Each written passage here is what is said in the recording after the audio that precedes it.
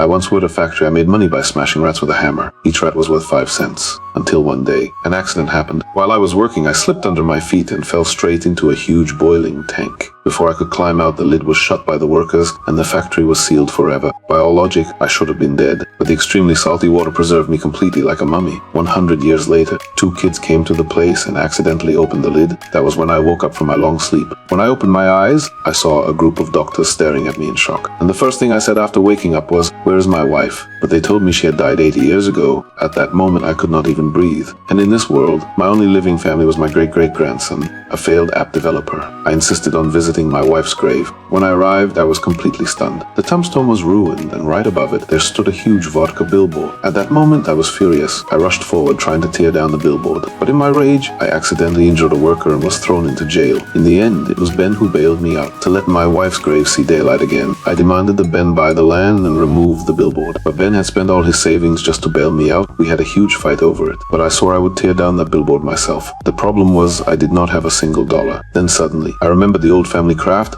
I picked up some cucumbers from the trash, collected a few jars, used free rainwater and salt to make my traditional pickles. After everything was ready, I set up my stand on the busiest street. Just then a rich influencer walked by. He tasted my pickles and praised them on his live stream. Overnight, my pickles became famous across the city, and I got rich overnight. Then, I successfully tore down the billboard, and together with Ben, I built my pickle empire.